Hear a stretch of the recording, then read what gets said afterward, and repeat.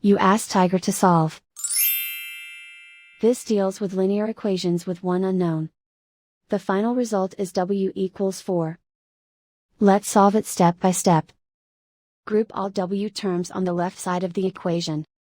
Subtract 5w from both sides. Simplify the arithmetic. Group like terms. Simplify the arithmetic.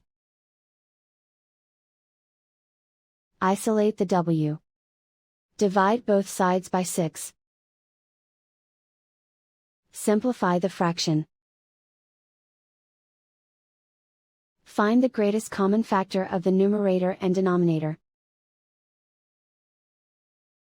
Factor out and cancel the greatest common factor.